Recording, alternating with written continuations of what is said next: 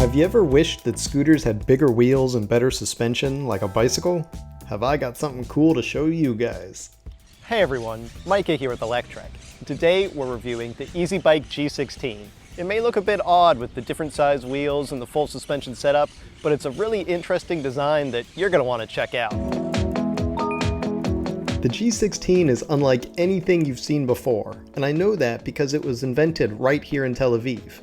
I got to meet the team at Easybike that built it when they let me steal their production prototype for some early testing. Now I generally don't like to review pre-production prototypes. I'm more interested in seeing what the final product that everyone gets is going to look like. But in this case I'm making an exception because it's such an interesting design, it's so unique, and I really wanted to get a chance to feel what this is like. Plus, it's pretty darn close to the final product. It was so far along that the company has since begun sales of its production version of the scooter, and so I feel pretty good about this production prototype. In fact, feeling good is kind of the whole idea. With full suspension, this thing is weirdly comfortable to ride.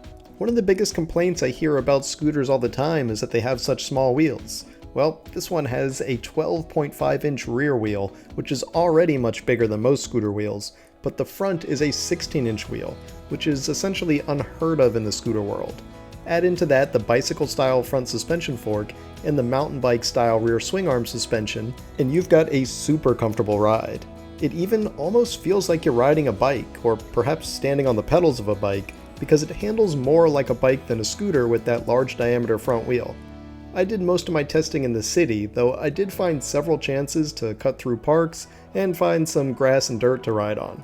And when that didn't feel like enough to really test the suspension, I got a bit more creative.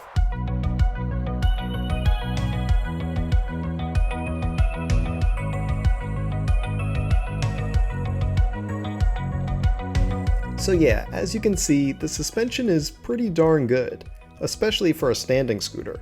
It's so good that you can legitimately take this thing off-roading. Now this is not me, it's Idan, one of the scooter's designers, and so he obviously has more deck time than most anybody else on it, but just check out what he can make this thing do. Not only is the suspension good enough for small jumps and handling obviously rocky terrain, but it's got a powerful motor at 750 watts nominal and 1500 watts peak, so it can climb off-road hills with ease. And the point of showing you this kind of riding isn't because I think this is going to replace mountain bikes, though it would be kind of fun for recreational use like this. Obviously mountain bikes would be a better way to traverse all of this stuff, but the fact that a standing electric kick scooter can actually do this well on what should be mountain bike only terrain, well that just basically shows that this is going to be able to handle whatever rough bike lanes or potholed streets you can throw at it.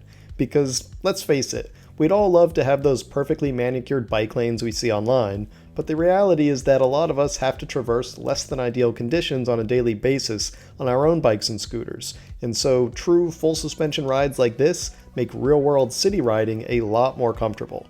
And as a city-focused scooter, it's pretty well outfitted for daily commutes. Not only does it have a full LED light package, fenders, and a rear rack, but it also has an optional trailer, which Idan hooked up for me so I could give it a try. Normally towing anything on a standing scooter is a bit of a tricky feat, but this thing pulls strong and it's stable enough to not mind having a trailer behind it at all. The trailer also has big enough wheels to not feel like it's being shaken around too much, and it's easily removable, so you can walk right into the market or grocery store to do some shopping, then hook it back up to the scooter. It's a neat setup that makes the Easybike G16 scooter even more useful, but you might be wondering why someone would even want such a hybrid type vehicle to begin with. In my opinion, it has a lot of advantages of both bikes and scooters all in one package. It's small enough to be portable like a scooter, especially with that folding handlebar setup, making it easy to stick it in a vehicle or under a desk.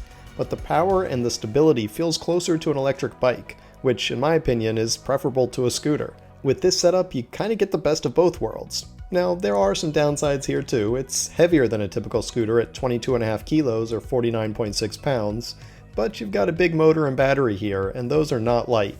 The plus side is you do get speeds up to 45 kilometers per hour or 28 miles per hour, plus a 40 kilometer or 25 mile range from that big 52 volt 13 amp hour battery, but these are not light components, that's for sure. I'd also have loved to have seen hydraulic disc brakes, though the mechanical disc brakes here do feel good quality, and I never felt like I did not have enough stopping power. The last downside is that the price is not cheap. It translates into roughly $1,900 US, and of course there are lots of lower cost scooters out there. But then again, there are none with this kind of stability or practicality, that's for sure.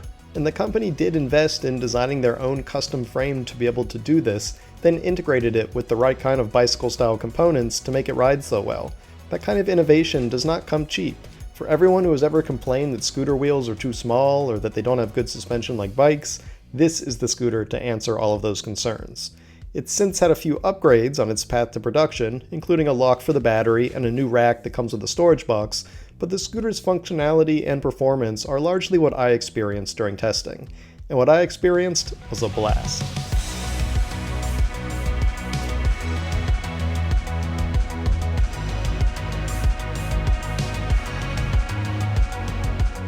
Thanks for watching, everyone. We hope you enjoyed that review of the Easybike G16.